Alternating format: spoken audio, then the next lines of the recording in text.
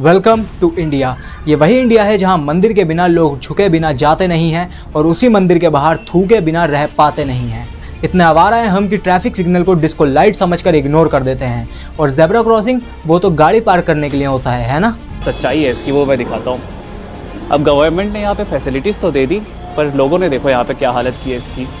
देखिए, सिंगापुर में सड़क पर च्युइंगम फेंक दी तो 25,000 का फाइन है और चाइना में पब्लिक टॉयलेट में फ्लश नहीं किया तो समझ लो क्राइम कर दिया। और यहाँ पर घर के बाहर कूड़ा फेंककर लोग बोलते हैं कि एक सफाई वाला आएगा कल सुबह। या कोई भी चाय का कप पैकेट कहीं भी फेंक देता है, जिसकी मर्जी होती है कार की विंडो खोलता है और गुटखा थूक कर वापस विंडो बंद कर लेता है।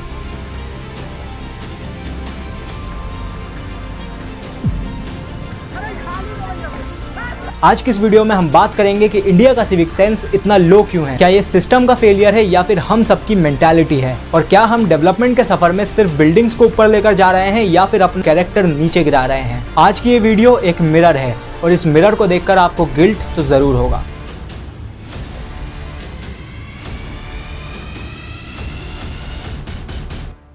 अमेरिका क्या कहता था?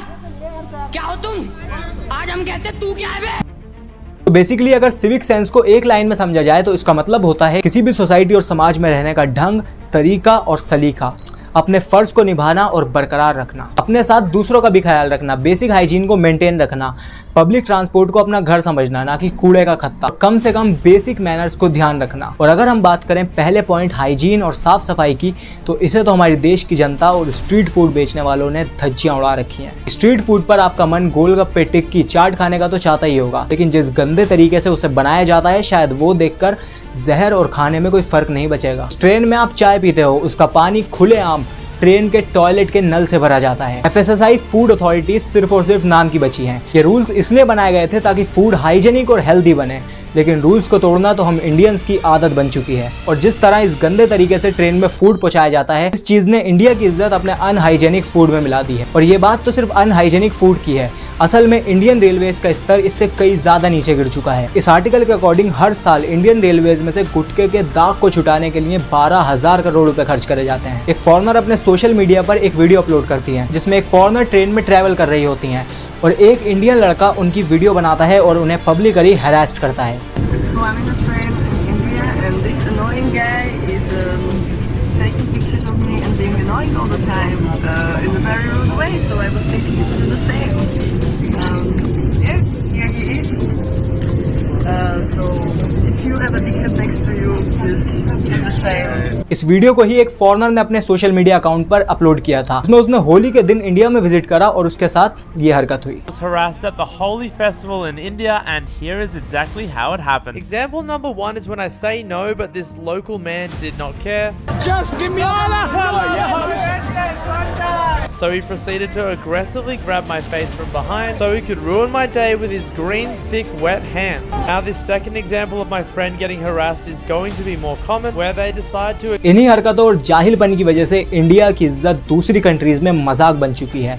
और ये तो सिर्फ मैंने 2 वीडियोस आपको दिखाई हैं, ऐसी हजारों वीडियोस आपको यूट्यूब पर मिल जाएंगी। और हर दिन लाखों ऐसे इंसिडेंट होते हैं हमारे देश में जहां हमारी देश की यूथ को स्किलफुल एंड डिजिटल होना चाहिए था, वहीं इन लोगों ने गुटखे और पान मसाले खाकर देश को खोखला कर दिया है। इंडियन एक्सप्रेस के आर्टिकल के अकॉर्डिंग लोगों ने गुटखे थूक थूक कर हावड़ा ब्रिज को 6 mm से 3 mm तक कर दिया है और अब ये गिरने की कगार पर है। यमुना की हमने हालत खराब कर दी है, रोड्स को हमने कूड़े का खत्ता समझ लिया है। और अगर मुद्दा सिविक सेंस पर आए तो असली कहानी तो अब शुरू होती है। भाई मैं जा रहा था थाईलैंड और मैंने अपनी फ्लाइट में कुछ ऐसी चीज़ें देखी जो मुझे बोलना पड़ा। मतलब हम इंडियंस को हर जगह अपनी बेइज्जती कराने में मजा आता है। भाई फ्लाइट में लोग खड़े होकर ट्रैवल कर रहे हैं। मैं लिटरली इसको ट्रेन बना दिया। ट्रेन है, सरकारी बस में जो खड़े होकर ट्रैवल कर रहे हैं। और ऐसा भी नहीं है कि फ्लाइट लैंड हो गई है, टेक ऑफ करने वाली है। भाई ये हवा में है, लिटरली हवा में है। तुम लोग देख नहीं पा रहे होगे बट ये हवा में। कैबिन बोल थक गया कि भैया बैठ जाओ ना, ये हो जाएगा वो जाएगा। अब ये जो हरकत हुई है इसे कहते हैं lack of civic sense.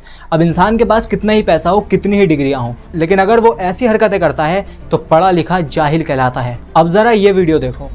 We were not fighting. I told you in so many words that please throw it in the dustbin. You say dustbin ही नहीं है. You mind? इसमें एक लड़की कूड़ा फेंकती है और दूसरी लेडी उसकी वीडियो बनाती है और वो लड़की उस लेडी को उल्टे जवाब में कहती है कि माइंड योर ओन बिजनेस, अपने काम से काम रखो। एक्चुअली ये उसका बिजनेस नहीं है, वो अपने काम से काम क्यों रखे, ये आपका ही फर्ज बनता है। ये जमीन सबकी है। अगर मैं किसी के घर में घुसकर कूड़ा फेंक दूं या फिर थूक कर आ जाऊं तो 100% वो मेरे ऊपर कार्रवाई करेंगे। लेकिन जब बात आती है नेचर, वाइल्ड लाइफ और पहाड़ों को साफ रखने की, तो हम अंधे, गूंगे, बहरे सब बन जाते हैं। पहाड़ों पर जाते हैं सुकून ढूंढने और पहाड़ों को नुकसान पहुंचा कर आ जाते हैं। और हमारी इन्हीं हरकतों की वजह से हमारे साथ दूसरे देशों में रेसिज्म होता है। कोरिया में, यूएस में, कनाडा में, हर देश में हमारे साथ रेसिज्म होता है। साउथ कोरिया में कैसे हमारे साथ रेसिज्म होता है, इस पर तो मैंने 1 साल पहले वीडियो बनाई थी पूरी डिटेल में।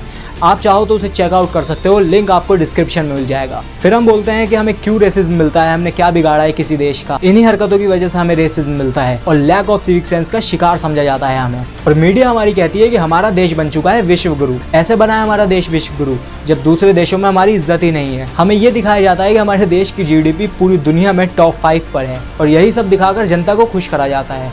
लेकिन असल में अगर हम अपनी टोटल जीडीपी को टोटल पॉपुलेशन से कैलकुलेट करें तो हम एक ठीक ठाक गरीब देश से काफ़ी पीछे हैं। और फिर बात यही आ जाती है कि ये सच्चाई हमें दिखाएगा कौन? Indian media. आगे बढ़े उससे पहले हम आपको बताते हैं कि प्रधानमंत्री मोदी का सीना सलमान खान से भी 4 इंच चौड़ा है और तो और क्रिकेटर विराट कोहली से 8 इंच ज्यादा चौड़ा है। ये देखिए जरा आपके सामने ये जो तुलना है उस पर गौर कीजिए।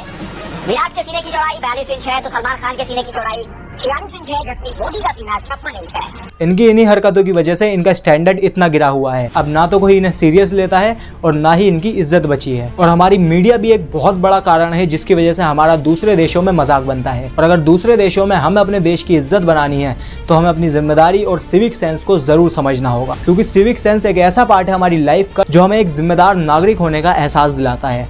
और हमें अपनी जिम्मेदारी को समझना होगा, अपनी आदतों को बदलना होगा। एक बार जरा समय में पीछे जाओ और सोचो, क्या हमने कभी रोड पर कूड़ा फेंका था? क्या हम रेड लाइट को तोड़कर आगे बढ़े थे? क्या हमने पब्लिक ट्रांसपोर्ट को अपना नहीं समझा था? अगर इन सब का जवाब हाँ है तो ये वीडियो देखना और समझना काफ़ी नहीं है। हमें इन आदतों को अपनी ज़िंदगी में अपनाना होगा, अपने लिए नहीं तो अपने बच्चों के लिए ही सही, ताकि कल वो जब हमसे पूछें कि पापा हमारा देश इतना अच्छा क्यों है, तो हमारे पास जवाब हो कि हम सब ने इस देश को बदला है। और लास्ट में मैं सिर्फ इतना ही कहना चाहूँगा, अगर देश को सुधारना है, वोट के दिन के साथ साथ रोज़ के दिन भी सुधारने पड़ेंगे। अगर आपको ये वीडियो पसंद आई तो इसे शेयर करिए। मिलते हैं अगली वीडियो में। Thank you.